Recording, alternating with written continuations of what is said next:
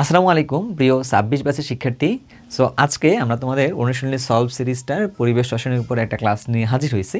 তো এই ক্লাসটা নিব হচ্ছে আমি আর তোমাদের নাইমুল ভাইয়া। হ্যাঁ, আমরা দুইজন মিলে আসলে ক্লাসটাকে কন্ডাক্ট করব। তোমরা অলরেডি জানো যে তোমাদের নাইমুল ভাইয়া তোমাদের জন্য অনুশীলনী সলভ সিরিজের জৈব রসায়ন এবং তড়িৎ রসায়নের ক্লাসটা কিন্তু সুন্দরভাবে নিয়ে ফেলছে আর কি। সেই ক্লাসটা অলরেডি আপলোড করে দেওয়া আছে। তারই ধারাবাহিকতায় আজকে হচ্ছে আমরা কাজ করতেছি পরিবেশ রসায়ন নিয়ে কাজ করতেছি আর কি। সো পরিবেশ রসায়নের এই যে এমসিকিউগুলো আছে, এই এমসিকিউগুলো তুমি যদি ভালো করে সলভ করো, তুমি দেখবা অলরেডি বেশ কিছু ম্যাথ যেগুলো কিনা সিকিউতে আসবে তুমি অলরেডি সুন্দরভাবে সেটা সলভ করতে পারবে আর কি। তো সেটার জন্য আমি তোমাদের সাথে অলরেডি আছি এখানে। আর যদি একটা বলে রাখি, এই অনুশীলনী সলভ সিরিজ কিন্তু তোমার বইয়ের একটা স্পেশাল অ্যান্ড সিক্রেট একটা পার্ট। এই সিক্রেট পার্টটা যে বা যারা সুন্দরভাবে দক্ষতার সাথে শেষ করতে পারবা, তার জন্য কিন্তু এইচএসসি পরীক্ষায় এবং এডমিশনে ভালো করা কিন্তু অনেকটা সহজ। সো এই সিক্রেট এই প্লেলিস্টটা নিজে নিজে সুন্দর করে তো ভালোভাবে করবাই, পাশাপাশি তোমার বন্ধু বান্ধবের সাথে একটু শেয়ার করে দিও, যাতে করে ভাই একটু ইন্সপিরেশন আসবে। কারণ ওই যে একটা জিনিস জানো তো না, যে অনলাইনে ভিডিও আপলোড করলে ভিউজ, দেন হচ্ছে সাবস্ক্রিপশন, এই জিনিসগুলো দেখলে একটু ভালো লাগে। সো তোমরা একটা এটার সাথে সংযুক্ত থাকতে পারলে ক্ষতি কী, তাই না? তো চলো আমরা দুজন মিলে যেহেতু এটাকে কন্ডাক্ট করতেছি, তো একটু তোমাদের সাপোর্টটা দরকার পড়বে। আমরা তাহলে শুরু করতেছি আর কি। হ্যাঁ, সো তোমরা অলরেডি বলে রাখছি যে আমরা হাজারি স্যারের সলভ সিরিজটা দিয়ে আসলে শুরু করছি, মানে হাজারি স্যারের বইয়ের অনুশীলনী সলভ সিরিজটা দিয়ে। এর পরবর্তীতে অন্যান্য রাইটারের বইয়ের অনুশীলনীগুলো আসলে সলভ করে তোমাদেরকে দেওয়ার একটা বড় আগ্রহ ভাইয়ার আসলে আছে। ভাইয়া চেষ্টা করবো, তোমরা একটু বলিও যে এরপরে কোন চ্যাপ্টারটা তোমার দরকার পড়বে আর কি। তাহলে আমরা শুরু করতেছি আর কি। হ্যাঁ, শুরুতে যদি আমরা আসি যে একটা একটা করে এমসিকিউ আমরা বইয়ের শুরু থেকে শুরু করছি কাইন্ড অফ। সো বইয়ে যেভাবে আছে আমরা সবগুলো অনুশীলনী কিন্তু এমসিকিউ সলভ করাইনি, যে সকল এমসিকিউগুলো না সলভ করলেই না সেগুলো কিন্তু করাইছি আসলে আর কি। বুঝতে পারছো? বায়ুমণ্ডলের স্ট্র্যাটোস্ফিয়ারে স্তরের প্রধান উপাদান আসলে কোনটা, মানে ওই ওজোন স্তরে আসলে প্রধান উপাদানটা আসলে কোনটা? এটা আসলে কোনটা? ওজনটা হচ্ছে প্রধান উপাদান আর কি। কোনটা এটা? এটা হচ্ছে ওজনটা হচ্ছে প্রধান উপাদান। খুব ভালো একটা এমসিকিউ, ঠিক আছে। তারপর আসো যে নিচের কোনটি বয়েলের সূত্র প্রকাশ করে? গ্যাসের সূত্র আছে কয়টা? চারটা। তো গ্যাসের সূত্র আছে কয়টা? চারটা। বয়েলের সূত্র মানে কি? বয়েলের সূত্র মানে যেখানে হইলো টেম্পারেচার স্থির থাকে, টেম্পারেচার কনস্ট্যান্ট থাকে আর কি। যেখানে টেম্পারেচারটা হচ্ছে কনস্ট্যান্ট থাকে, মানে টেম্পারেচারে কোনো পরিবর্তন আসলে হয় না, তাই না? অর্থাৎ আমাদের ছিল পি, ভি, টি, এন, এই চারটা হলো আমাদের কাছে নিয়ামক ছিল আর কি, তাই না? তো চারটা নিয়ামক থাকলে এই দুইটা হচ্ছে আমাদের জন্য কি বলতো ভাইয়া? এই দুটো হচ্ছে আমাদের কাছে এখানে কনস্ট্যান্ট, টেম্পারেচার অ্যান্ড মোল অ্যামাউন্টটা। তার সম্পর্ক কার মাঝখানে? ভি আর পি এর মাঝখানে। ভি সমানুপাতিক 1 হচ্ছে পি। এটা কার সমীকরণ? এটাই হচ্ছে আমাদের কাছে বয়েলের সূত্রটা ছিল। তাহলে পি ভি সমান হচ্ছে কে বলে দেওয়া যায়, অর্থাৎ কি লেখা যায়? P1 V1 সমান P2 V2, এটা হচ্ছে ব্যাপারটা। তাহলে ভাই একটা এমসিকিউ তো আপনি সরাসরি অ্যান্সারটা দাগাইতেই পারতেন, কিন্তু ভাইয়া তোমাদেরকে আগে একটা কথা বলছে, এইগুলো তোমাদেরকে শুধুমাত্র এমসিকিউ সলভ করানো না, এমসিকিউ সলভের পাশাপাশি কিছুটা হলো বেসিকটুকু বিল্ড করা আর কি। সো ওটা করেই কিন্তু কাজটা করতেছি, মাথায় রাখতে হবে তথ্যগুলোকে সুন্দরভাবে। ওকে ওকে, এবার যে পরের প্রশ্নের দিকে, কোনটি পরম শূন্য তাপমাত্রা আর কি? পরম শূন্য তাপমাত্রা মানে কি? যে তাপমাত্রায় এমন একটা তাপমাত্রা, যে তাপমাত্রায় কোনো গ্যাসের আয়তন তাত্ত্বিকভাবে হচ্ছে শূন্য হচ্ছে আর কি। কোনো গ্যাসের আয়তন তাত্ত্বিকভাবে শূন্য, তাহলে ওই তাপমাত্রাটা কত হবে? তাপমাত্রাটা হবে হচ্ছে 0 কেলভিন। 0 কেলভিন, এটা হচ্ছে কেলভিন স্কেলে, অথবা -273 ডিগ্রি সেলসিয়াস। ইদার এইটা অথবা হচ্ছে এটা, এই দুইটা তাপমাত্রায় কোনো গ্যাসের আয়তন কত হবে? তাত্ত্বিকভাবে শূন্য হবে আর কি। তখন ওইটাকে বলতেছে পরম শূন্য তাপমাত্রা। ইদার 0 কেলভিন অথবা -273 ডিগ্রি সেলসিয়াস। তাহলে সেটা কোনটা হবে? এই যে 0 ডিগ্রি সেলসিয়াস হবে না, -273 ডিগ্রি সেলসিয়াস, এইটা আসলে হবে। মাথায় রাখতে হবে সুন্দরভাবে। ওকে, এবার যে হচ্ছে পরের পার্টে, তত্ত্বীয়ভাবে বা তাত্ত্বিকভাবে কোনো তাপমাত্রায় গ্যাসের আয়তন শূন্য হবে আর কি। সেম প্রশ্ন না, জাস্ট একটু ওলট পালট করার প্রশ্ন আর কি, তাই তো? তাহলে কোনটা হবে? -273 ডিগ্রি সেলসিয়াস। সো ওকে, একটু একটু একটু করে ওয়ার্ড কিন্তু চেঞ্জ হতেও পারে। তো একটু ওয়ার্ড চেঞ্জ হলেও ঝামেলা কোথায় হতে পারে না হতে পারে, একটু ভাইয়া ওই এমসিকিউগুলো কিন্তু লিখে দিচ্ছে আর কি। বুঝছো? এবার যাই, আদর্শ গ্যাসের গতীয় সমীকরণ কোনটা? আচ্ছা, আদর্শ গ্যাসের সমীকরণ আমরা যেটা জানি, পিভি সমান হচ্ছে এনআরটি, এটা একটা সমীকরণ। আবার হচ্ছে কি, পিভি সমান হচ্ছে 1/3 M N C square. C square মানে হচ্ছে এই আদর্শ গ্যাসের মধ্যে যে আমরা আরএমএস বেগ নির্ণয় করি না, তো সেই বেগটার কথা বলছে সি স্কোয়ার। এখন এইটা হলো আদর্শ গ্যাসের অবস্থার সমীকরণ, এটা হলো আদর্শ গ্যাসের অবস্থার সমীকরণ। অ্যান্ড এইটা হলো আদর্শ গ্যাসটার জন্য গতীয় সমীকরণ হচ্ছে এটা, এটা হচ্ছে গতীয় সমীকরণ। তাহলে কোনটা হবে অ্যান্সারটা? তাহলে অ্যান্সারটা হবে হচ্ছে খ নাম্বারটা আর কি। এটা মাথায় রাখতে হবে, সুন্দর করে মাথায় রাখতে হবে আর কি। ঠিক আছে, পারবা না মাথায় রাখতে? ওকে, পারবা। এবার যে হচ্ছে পরের প্রশ্নের দিকে, এসএটিপিতে কোনো গ্যাসের মোলার আয়তন কত? দুটো স্ট্যান্ডার্ড আছে, একটা হচ্ছে এসটিপি, একটা হচ্ছে এসএটিপি আর কি। হ্যাঁ, আচ্ছা আমি দুটোর মধ্যে ভেঙে ভেঙে একটু বলি তোমারে, কি বলো, দুটোর মধ্যে একটু ভেঙে ভেঙে তোমারে বলি, তাহলে সুবিধা হবে, একবার দুটো জিনিসে পড়া হবে আর কি। এসটিপি আর হচ্ছে এসএটিপি। হ্যাঁ, দুটার মধ্যে কি আছে? টেম্পারেচার, প্রেশার, ভলিউম, তিনটা জিনিস। এটার মধ্যে টেম্পারেচার কত? 273 কেলভিন বা 0 ডিগ্রি সেলসিয়াস। এটার মধ্যে টেম্পারেচার কত? 298 কেলভিন। এখানে প্রেশার কত? প্রেশার হচ্ছে 101.325 এত কিলো প্যাসকেল, এত হচ্ছে কিলো প্যাসকেল। আর এখানে কত? 100 কিলো প্যাসকেল হচ্ছে এখানকার প্রেশারটা আর কি। আর এখানে ভলিউম কত? 22.414 এত লিটার। এখানে কত? 24.789 এত লিটার। তো আমাদের কিন্তু চাইছে হচ্ছে এটা যে এসএটিপির মধ্যে মোলার আয়তন কত? 24.789। তাহলে কোনটা হবে অ্যান্সারটা? অ্যান্সারটা হবে হচ্ছে 4 নাম্বারটা হবে অ্যান্সারটা। বুঝতে পারছি তো আমরা? ওকে ওকে, পরের দিকে একটু আগে। গ্যাসের ঘনত্ব নির্ণয়ের সমীকরণ কোনটা? গ্যাসের ঘনত্ব আমাদের ফর্মুলা জানা আছে, পিভি সমান WRT ডিভাইডেড বাই হচ্ছে ক্যাপিটাল এম। ওই পিভি সমান এনআরটি, এটাকে ভেঙে লিখছি আর কি আমরা। এখান থেকে কি করা যায়? পিএম হচ্ছে এক পাশে নিলাম, তাহলে WRT ডিভাইডেড বাই হলো ভি এক পাশে নিচ্ছি, তাহলে পিএম সমান হইলো, হ্যাঁ এই যে ডাব্লিউ বাই ভি এটাকে কি বলা যায়? ডি বলা যায়, তাহলে DRT, ডি মানে হচ্ছে ডেনসিটি, তাহলে ডি সমান হইলো পিএম ডিভাইডেড বাই আর টি। তাহলে এটাই হচ্ছে আমাদের কাছে কি ঘনত্ব নির্ণয়ের ফর্মুলা। তাহলে দেখতে হবে এটা কোথায় আছে, PM divided by RT, PM divided by RT, এই যে পিএম ডিভাইডেড বাই হচ্ছে আরটি। বুঝছো ঘটনাটা? ওকে, কীভাবে প্রুফ করতে পারে ক্লিয়ার করে দিছি। এটাও বলতে পারে যে আণবিক ভর নির্ণয়ের ফর্মুলা কোনটা, তখন কি করতে হতো, এই যে সুন্দরভাবে এই এমটাকে উপরে তুলে দিবা, তাহলে পিভিটাকে ডিভাইড করে দিবা আর কি, তাহলে কিন্তু আণবিক ভরটাও বের করা যাবে। ওকে, এটা একটা এমসিকিউ হতে পারে। এটিএম মানে লিটার এটিএম এককে আর এর মান কত, কোনটি? আচ্ছা, এই আর এর বেশ কয়েকটা ইউনিট হতে পারে, যেমন ধরো একটা হচ্ছে লিটার এটিএম পার মোল পার কেলভিন, এটা একটা ইউনিট হতে পারে। আর আরেকটা ইউনিট হতে পারে হচ্ছে জুল পার মোল পার কেলভিন, এটা একটা হতে পারে। আবার আরেকটা হতে পারে হচ্ছে আর্গ পার মোল পার কেলভিন হতে পারে। আবার হতে পারে ক্যালোরি পার মোল পার কেলভিন হতে পারে। সো প্রত্যেকটার জন্য ডিফারেন্ট ডিফারেন্ট মান আছে আর কি, বুঝছো? ওকে, যেমন ধরো এই যে লিটার এটিএমে যদি হয় তখন এই মানটা 0.08, হ্যাঁ 0.0821 লিটার এটিএম পার মোল পার কেলভিন। এইটা 8.314 হচ্ছে জুলেরটা, 10⁻7 হইতো, এটা হচ্ছে 10⁻, এটা হচ্ছে 10⁻7 আর্ক মোল পার এত, আর এটা হচ্ছে ক্যালোরিতে আছে আর কি। তার মানে আর এর অনেকগুলো ইউনিট হয়, তার মধ্যে প্রত্যেকটা ইউনিটে কোনটার কোন মানটা এটা মনে রাখতে হবে। এটা এমসিকিউটা ভালোভাবে পিক করা, কেন? কারণ এখানে প্রত্যেকটা মান কিন্তু সঠিক মান দেওয়া আছে আর কি, মান কিন্তু উল্টাপাল্টা দেওয়া নেই, মান কিন্তু ঠিকটা দেওয়া আছে। সো তুমি মানগুলো মুখস্থ রাখতে পারো, এটা হচ্ছে এই ইউনিটটার জন্য এই মানটা, এই ইউনিটটার জন্য এই মানটা, এই ইউনিটের জন্য এই মানটা, এই ইউনিটের জন্য এই মানটা আর কি, বুঝছো ভাইয়া? ওকে ওকে, সো এবার যদি আসো মোলার গ্যাস ধ্রুবক আর এর মাত্রা কোনটি আর কি। মাত্রা বলতে এই জিনিসটাকে এখন অ্যাকচুয়ালি মাত্রাটা বলে নাই, যে আসলে জিনিসটা বোঝানোর জন্য বলছে। দেখি একটু, আর সমান কি? আর সমান হচ্ছে পিভি ডিভাইডেড বাই এনটি, তাই তো? পি মানে কি? পি মানে হচ্ছে এফ বাই এ। ভি মানে কি? A into L divided by হচ্ছে এন টি। তাহলে এই এ আর এ কেটে দিলে কি থাকলো? F into L divided by থাকলো হচ্ছে এন টি। তাহলে এফ আর এল মানে বল আর স্মরণ গুণ করলে কি হয়? কাজ হয় আগে। তাহলে উপরে হইলো কাজ, নিচে ডিভাইডেড বাই হইলো এন আর টি। তাহলে কি হবে ইউনিটটা? ইউনিট হবে হচ্ছে ওয়ার্কের ইউনিট জুল, যেটা হবে জুল, তারপরে হচ্ছে পার মোল পার কেলভিন, এরকম আর কি। তাহলে কাজ পার মোল পার কেলভিন, তাহলে কাজ ইনভার্স দেখতেছি, এটা হবে না, তাহলে কাজ পার কেলভিন পার মোল, কাজ পার কেলভিন পার মোল, এটা হবে আসলে অ্যান্সারটা। এদিকে সুন্দরভাবে নজর রাখতে হবে।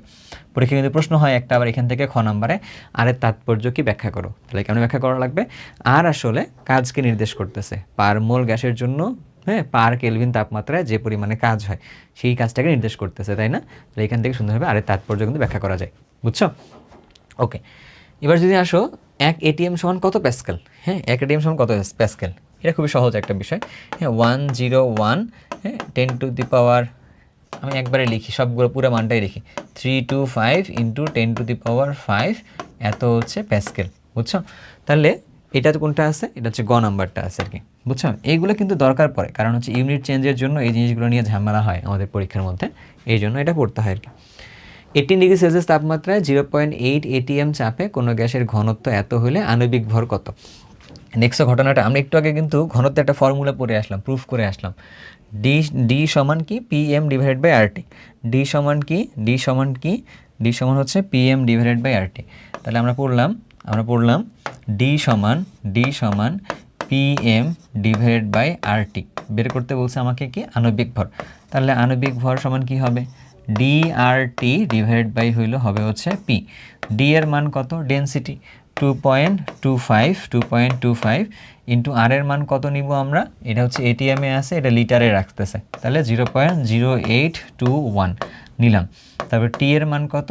18 মানে কত হবে?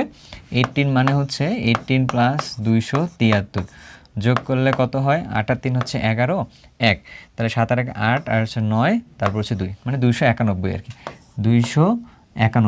291 হবে মানটা, ডিভাইডেড বাই পি এর মান কত? পি মানে হচ্ছে প্রেশার হচ্ছে কত? 0.8 হবে হচ্ছে প্রেশার। এখন এখান থেকে ক্যালকুলেট করে অ্যান্সার বের করতে হবে। সো ক্যালকুলেট একটু করে দেখো তো কত আসে অ্যান্সারটা, আমিও একটু করে দেখতে পারি চাইলে, বুঝছো? কত হবে?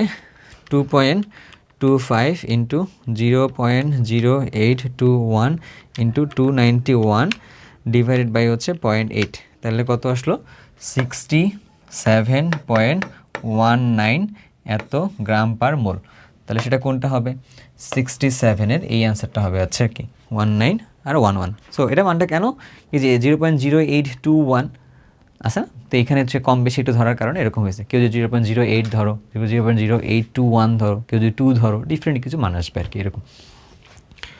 এবার যদি আসো 25 ডিগ্রি সেলসিয়াস তাপমাত্রায় কোনো গ্যাসের ক্ষেত্রে চাপ মানে হচ্ছে এই একটা মান, ধরে নিলাম এটা হচ্ছে P1, তো 1/V এর মান হচ্ছে এত লিটার আর কি, ঠিক আছে?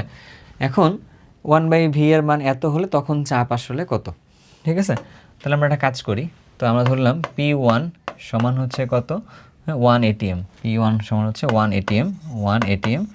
1/V1 এই ক্ষেত্রে মান কত?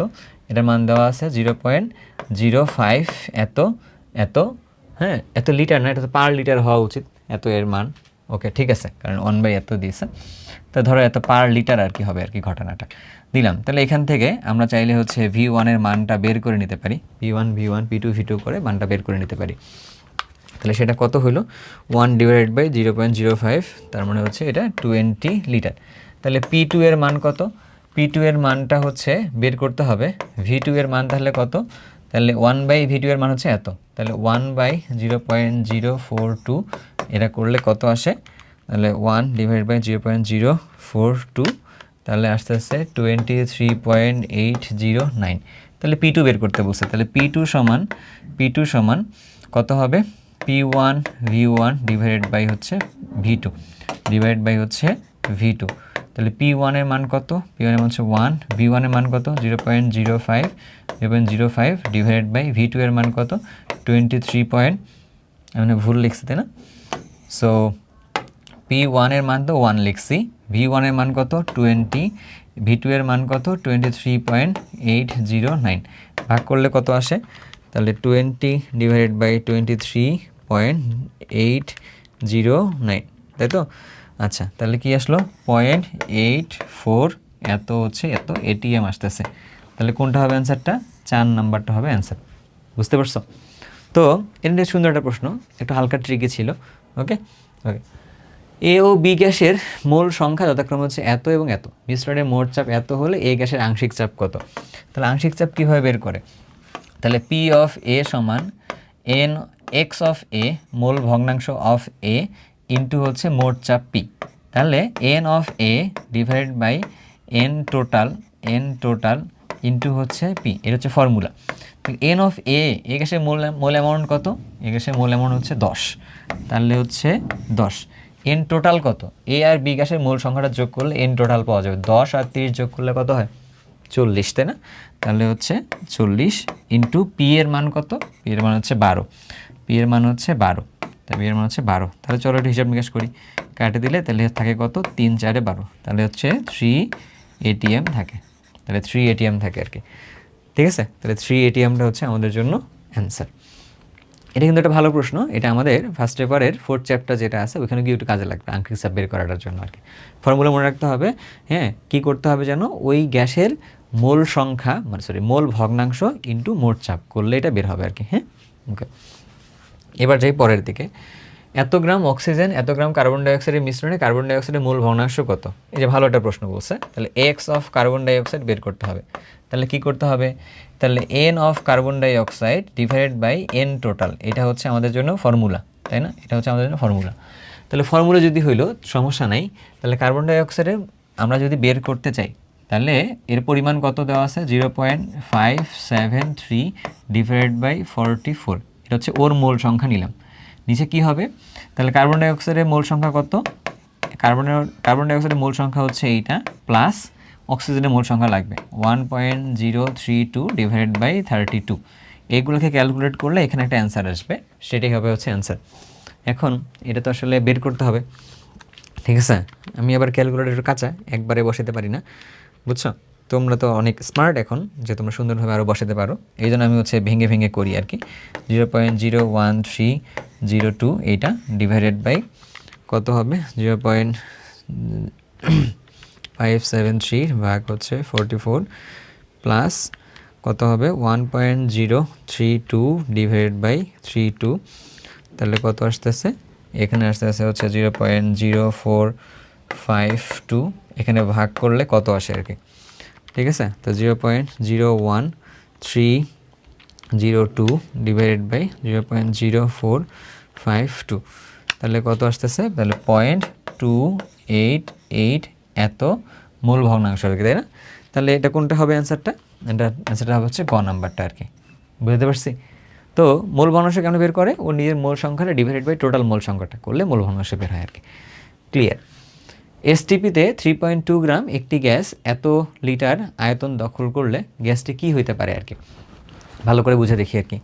তাহলে গ্যাসটা কী হতে পারে বের করার জন্য আমাদের জন্য কি লাগবে, লাগবে হচ্ছে এম লাগবে। তাহলে পিভি সমান WRT ডিভাইডেড বাই হলো ক্যাপিটাল এম। তাহলে ক্যাপিটাল এম সমান কি, WRT ডিভাইডেড বাই হলো পিভি। তাহলে ডাব্লিউ এর মান কত, 3.2, আর এর মান তাহলে কত, 0.0821, টি এর মান কত, এসটিপি বলছে কিন্তু ভাইয়া একটু আগে এটা লিখে দিয়ে আসছিলাম 273, পি এর মান কত, এসটিপি যেহেতু বলছে তাহলে পি এর মান হচ্ছে 1 ATM, ভি এর মান কত, 2.24, বসাইলে আমরা ক্যাপিটাল এম পাবো আর কি। তো সেই ক্যাপিটাল এম তাহলে কত হবে করে দেখো তো, 3.2 ইন্টু 0.0821 ইন্টু 273 ডিভাইডেড বাই 2.24, তাহলে কত আসলো, 32.019 এত গ্রাম পার মোল। তাহলে এটা কার ভর, এটা হচ্ছে অক্সিজেনের ভর, কারণ অক্সিজেনের ভর হচ্ছে 32, কার ভর হবে, অক্সিজেনের ভর হবে। সুন্দর কিন্তু, তাই না? এগুলো কিন্তু এমসিকিউ পরীক্ষার মধ্যে আসে, মাথায় রাখতে হবে।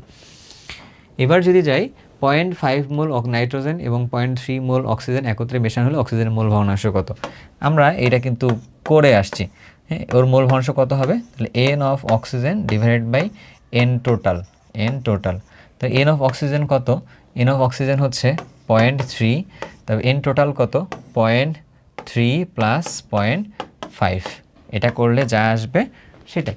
তাহলে কি হবে, 0.3 ডিভাইডেড বাই 0.8, তাহলে কত হলো, 0.375, তাহলে 0.375 অপশনে থাকলে সেটা হচ্ছে অ্যান্সারটা আর কি, বুঝছো? ওকে, তার মানে এটা গেল। এরপরের লেভেলে যাই, একটি গ্যাসের ব্যাপন হারের সাথে সম্পর্ক আছে কোনটির আর কি। ব্যাপন হারকে আর দিয়ে প্রকাশ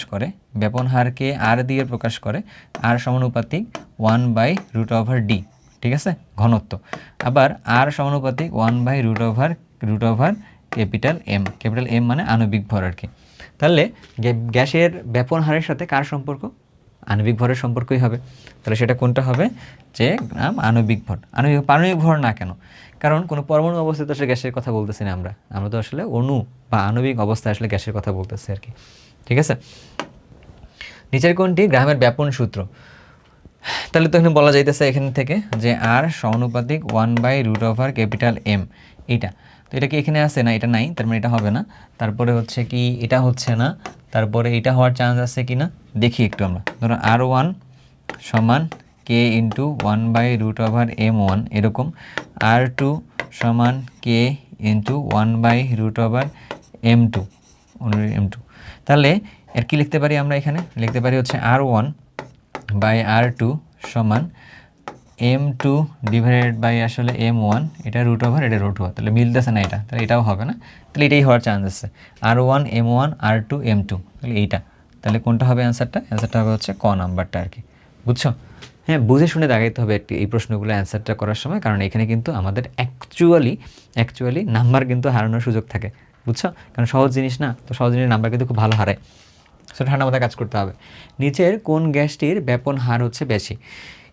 ব্যাপন হার, আর এর সাথে যদি আমরা ব্যাপন হারের কথা চিন্তা করি, আর সমানুপাতিক 1/√m, তাহলে যদি আমাদের m বাড়ে তাহলে হচ্ছে আর কমে, আবার যদি m কমে তাহলে হচ্ছে আর বাড়ে, এই তো ঘটনাটা। তাহলে কার জন্য m এর মান মানে আণবিক ভরটা কম, তার ব্যাপন হারটা হচ্ছে বেশি।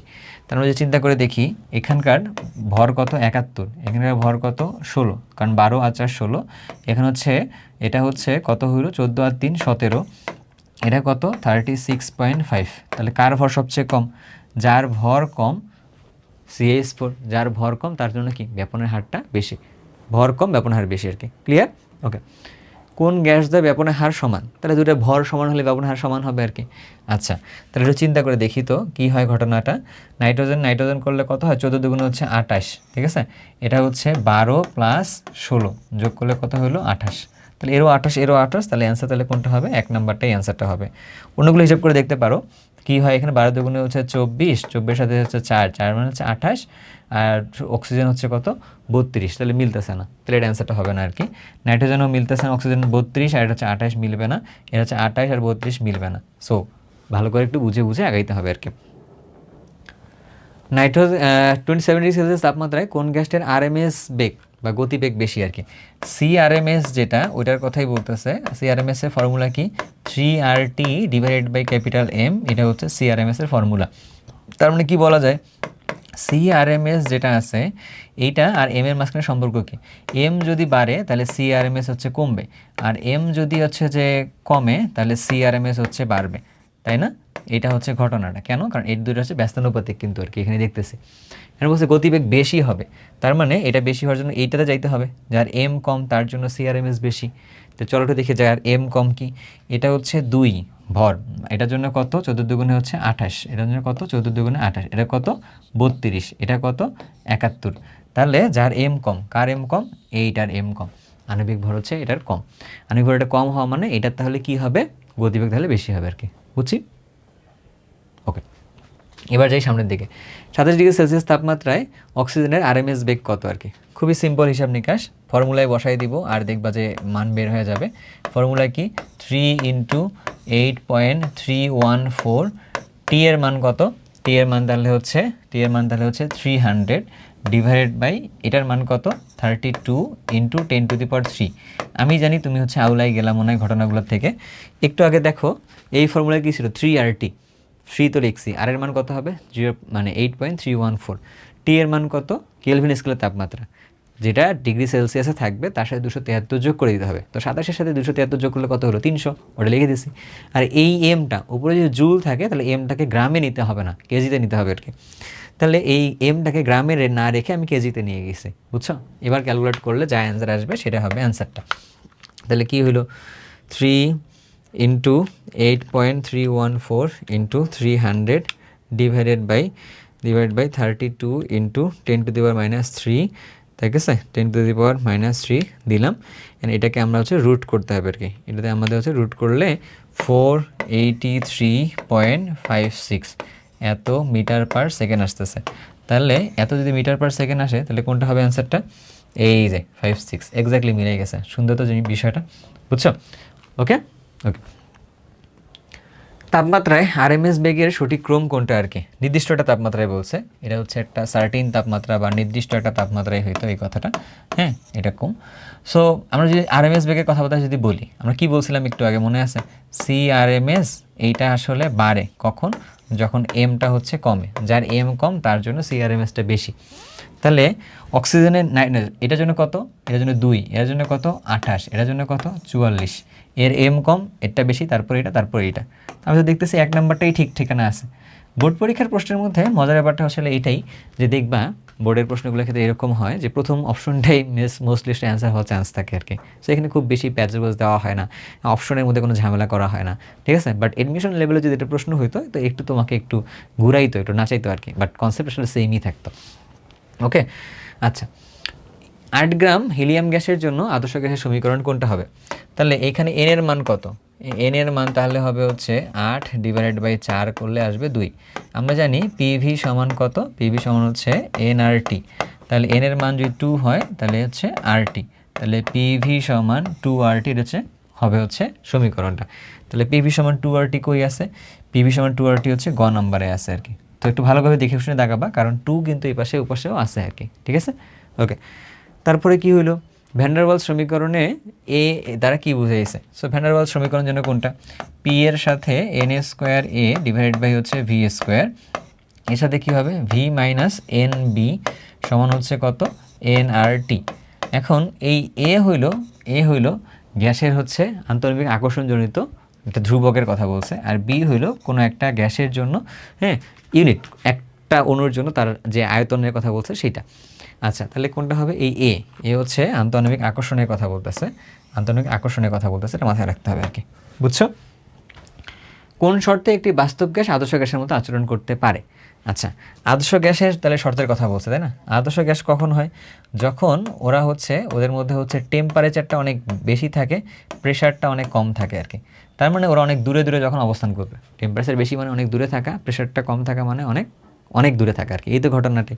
আচ্ছা, তাহলে উচ্চ তাপমাত্রা এবং নিম্নচাপ, উচ্চ তাপমাত্রা এবং নিম্নচাপ, উচ্চ তাপমাত্রা এবং নিম্নচাপ, ওই যে বললাম না যে বোর্ড পরীক্ষার প্রশ্নগুলোর ক্ষেত্রে নর্মালি এটা হয়, প্রথম অপশনটা টেস্টগুলো দেখবো যে অ্যান্সারটা মোটামুটি মিলে যাচ্ছে আর কি।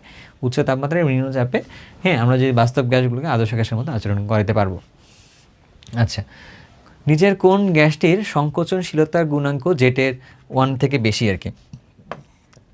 জেটের মান, তাই না? হ্যাঁ, সংকোচনশীলতা গুণাঙ্ক জেট ইজ গ্রেটার দেন 1 কোথায়, যদি এটা হালকা গ্যাসগুলোর ক্ষেত্রে হয় আর কি, হালকা গ্যাসগুলোর ক্ষেত্রে হয়, ঠিক আছে, হালকা গ্যাসগুলোর ক্ষেত্রে হয়, যেমন ধরো হিলিয়াম, যেমন ধরো যে হাইড্রোজেন, এরকম। আর জেটের মানটা কম কার জন্য হয়, তুলনামূলক একটু ভারী গ্যাস, যেমন ধরো CH4, যেমন ধরো NH3, যেমন ধরো কার্বন ডাইঅক্সাইড, এরকম টাইপের জিনিসগুলোর জন্য হয়। তাহলে কোনটা হবে এখানে অ্যান্সারটা, এই হাইড্রোজেনটা আর কি। তাহলে কোনটা হইলো হাইড্রোজেন। ওকে, কোন গ্যাসের সংকোচনশীলতার গুণাঙ্ক জেটের মানটা 1-এর তুলনায় কম, এটাকে ওখানে বলে আসলাম, তাই না? তাহলে হালকা গ্যাস না, তুলনামূলক একটু ভারী গ্যাস কোনটা, CH4 যেটা আছে সেটা, বুঝছো। ওকে, এবার যাও, বজ্রপাতের সময় কোনো স্থানে বায়ুমণ্ডলে কোন অ্যাসিডটা উৎপন্ন হয় আর কি? বজ্রপাতের সময় কি হয়, নাইট্রোজেন গ্যাসটা, নাইট্রোজেনটা হচ্ছে অক্সিজেনের সাথে মিলে নাইট্রোজেন, হ্যাঁ, এরকম নাইট্রিক অক্সাইড তৈরি করে, সেইটা আবার অক্সিজেনের সাথে মিলে পরবর্তীতে আবার নাইট্রোজেন ডাইঅক্সাইড উৎপন্ন করে, সেই নাইট্রোজেন ডাইঅক্সাইড আবার পরবর্তীতে পানির সাথে মিলে যায়, পানির সাথে মিলে গিয়ে কী তৈরি করে, নাইট্রিক অ্যাসিড উৎপন্ন করে। এটা হচ্ছে বজ্রপাতের সময় এই ঘটনাটা ঘটে। তাহলে কোন অ্যাসিড উৎপন্ন করলো, নাইট্রিক অ্যাসিড উৎপন্ন করছে আর কি। আমি কিন্তু ছোটো করে এটা যেটা লিখে দিলাম, তোমাকে কিন্তু এটা পরীক্ষার প্রশ্ন হতে পারে যে নাইট্রোজেন ফিক্সেশন বলতে কী বোঝায়। নাইট্রোজেন ফিক্সেশন বলতে এটা বোঝায় এই যে এনভায়রনমেন্টাল যে নাইট্রোজেনটা আছে ওইটাকে ব্যবহার উপযোগী করে নাইট্রেট আয়নে পরিণত করে উদ্ভিদ কিন্তু তখন গ্রহণ করতে পারে। এই যে এনভায়রনমেন্টাল নাইট্রোজেনটাকে তুমি যে একটা ফিক্সড করে দিলা কোনো একটা আয়নের মধ্যে, যার মাধ্যমে উদ্ভিদ বা প্রাণী নিতে পারতেছে, তো এটাকে আমরা কি বলতেছি আসলে, তার নাইট্রোজেন ফিক্সেশন বলে আর কি, বুঝছো। ঘটনাটা মাথায় রাখতে হবে। ফটোকেমিক্যাল স্মোক তৈরিতে, হ্যাঁ, কোনটা ভূমিকা রাখে না? ফটোকেমিক্যাল স্মোক তৈরিতে কোনটা ভূমিকা রাখে না আসলে, তৈরি করতে ভূমিকা রাখে না হচ্ছে CFC রাখে না আর কি, বুঝছো। এটা CFC ওজোন স্তর ধ্বংস করতে কাজে লাগে। নিচের কোনটি গ্রিন হাউস গ্যাস হিসেবে অধিক দায়ী? গ্রিন হাউস গ্যাস হিসেবে অধিক দায়ী কার্বন ডাইঅক্সাইড হচ্ছে গ্রিন হাউস গ্যাস হিসেবে অনেক দায়ী আর কি, তাই না? ওকে, তারপরে কি বলতেছে, বৈশ্বিক উষ্ণতা সৃষ্টিতে, হ্যাঁ, বৈশ্বিক উষ্ণতা সৃষ্টিতে কোনটা ভূমিকা রাখে? রাখে হচ্ছে কোনটা, কার্বন ডাইঅক্সাইড ভূমিকা রাখে বৈশ্বিক উষ্ণতা সৃষ্টিতে আর কি, তাপ ধারণ ক্ষমতা অনেক বেশি থাকে। ফ্রিয়ন 12 এর সংকেত আসলে কোনটা? ফ্রিয়ন 12 এর সংকেত, বুঝছো। সো ফ্রিয়ন ধরো যে এই যে প্রশ্নগুলো আছে না, এই যে কোনটা কী ভূমিকা রাখে না রাখে, এগুলোর ক্ষেত্রে আমার ভুল হওয়ার চান্স বেশি থাকে, কারণ আমি হচ্ছে একটু মুখস্থ কম করতে পারি, তো মুখস্থ তথ্যগুলো আমার খুব মাথায় কম থাকে আর কি, বুঝে বুঝে একটু আগেতে বললে ভালো। তো যাই হোক, ফ্রিয়ন 12, এই প্রথমটা হচ্ছে নাম্বার অফ ফ্লোরিনের কথা বলছে আর কি এটা, ঠিক আছে। আচ্ছা, তো নাম্বার অফ ফ্লোরিন তাহলে এখানে কয়টা আছে, তাহলে ফ্লোরিন আছে হচ্ছে 2টা, বুঝছো।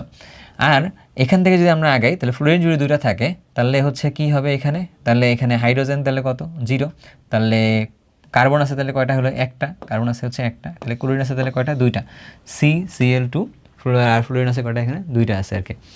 তাহলে কোনটা হইলো, তাহলে হইলো হচ্ছে এইটা, ঠিক আছে, এরকমটা, বুঝছো। তাহলে বুঝো না এটাকে আপনি কী করতে হবে যদি নামকরণের সময় করতে হয়, আসলে মূলত এখানে তোমাদের কাছে দেওয়া আছে ধরো যে ফিরোইন, আমি একবারেই বলি, ধরো 12 দেওয়া আছে, 12 সাথে তুমি 90 যোগ করবা, যোগ করে তাহলে কত হইলো 2, এখানে যোগ করলে কত হলো এত, এটা হচ্ছে এত।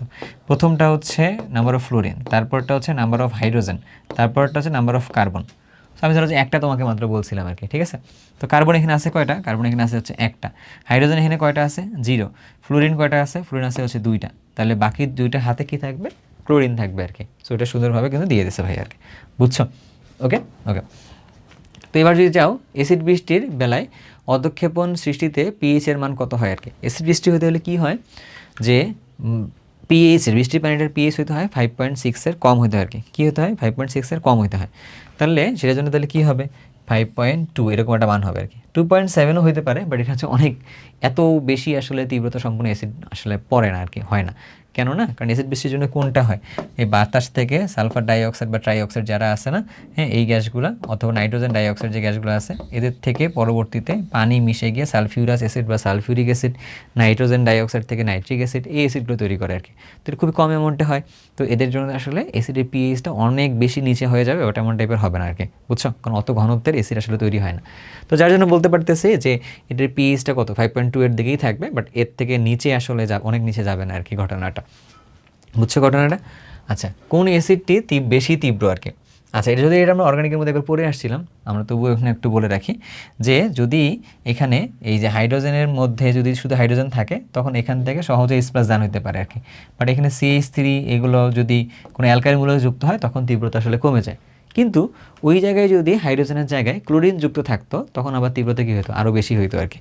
তার মানে যদি কোনো একটা হ্যালোজেন যদি এখানে যুক্ত থাকতো, তখন হ্যালোজেনটা নিজের দিকে ইলেকট্রন টেনে নিত, টানলে এখন এখান থেকে হাইড্রোজেনটা বের হওয়া তখন সহজ হইতো আর কি।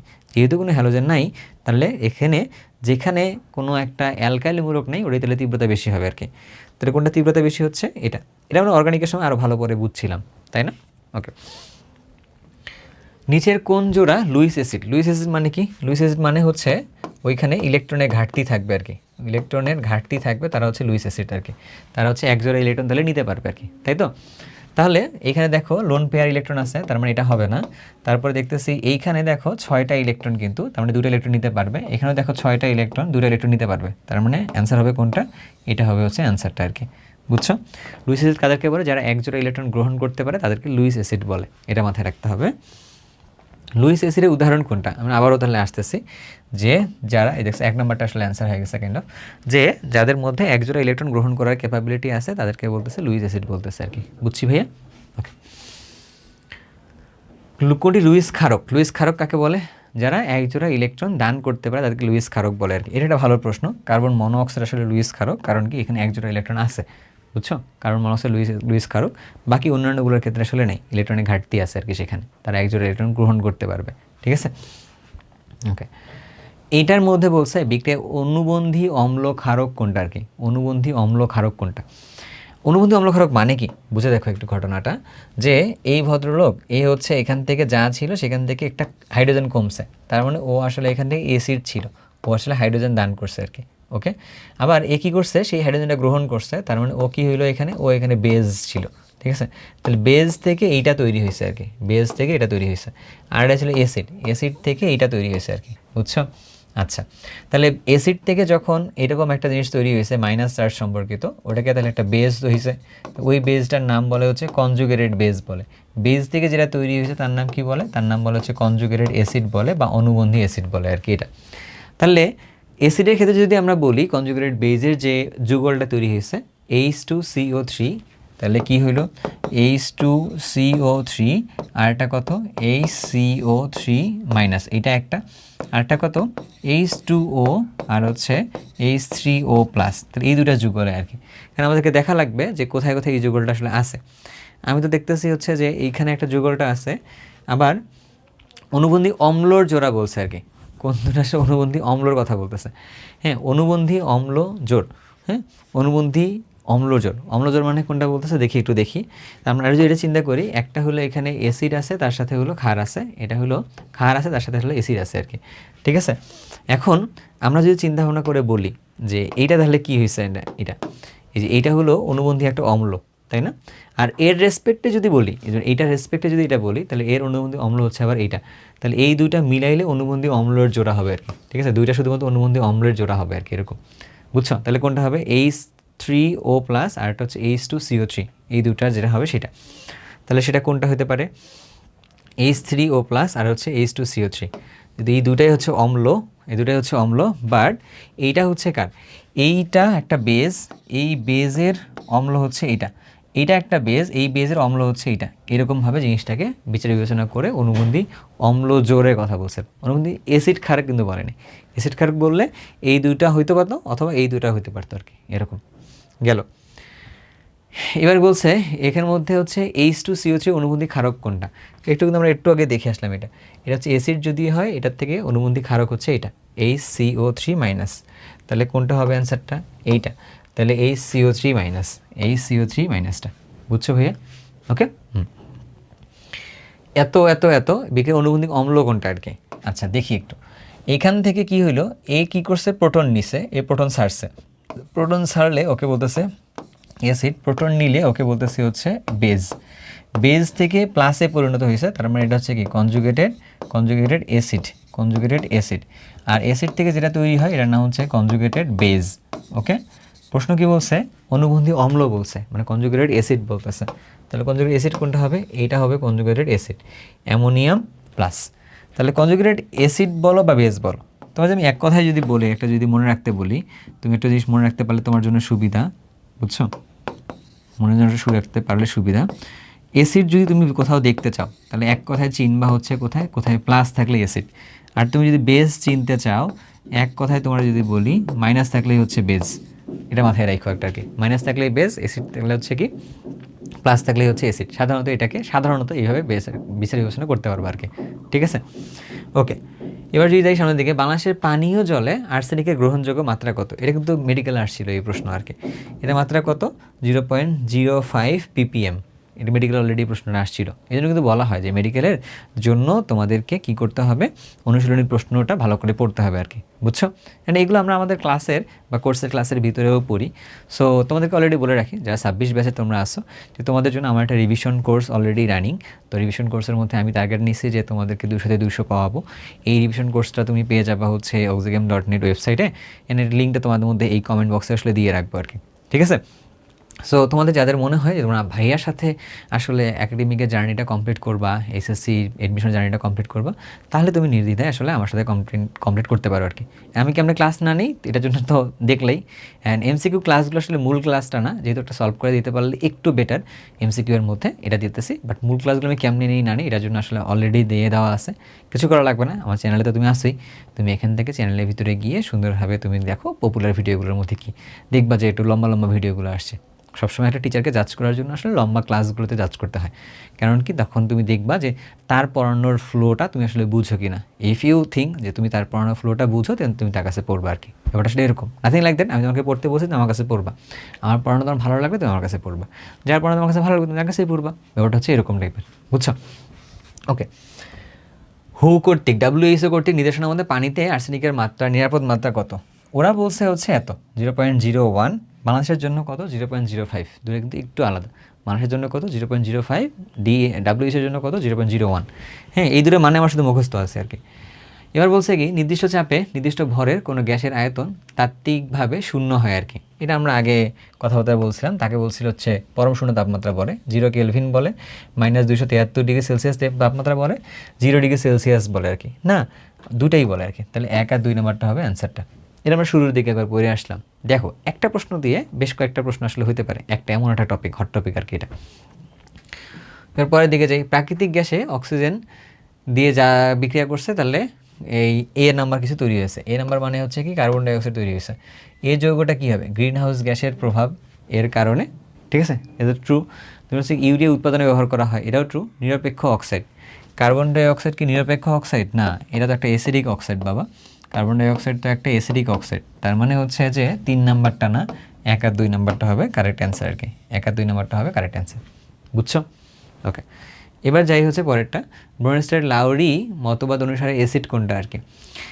ব্রনস্টেড লাউরি মানে কি, যারা হচ্ছে H+ দান করে তারা হচ্ছে অ্যাসিড, আর যারা হচ্ছে H+ গ্রহণ করে তারা হচ্ছে বেজ।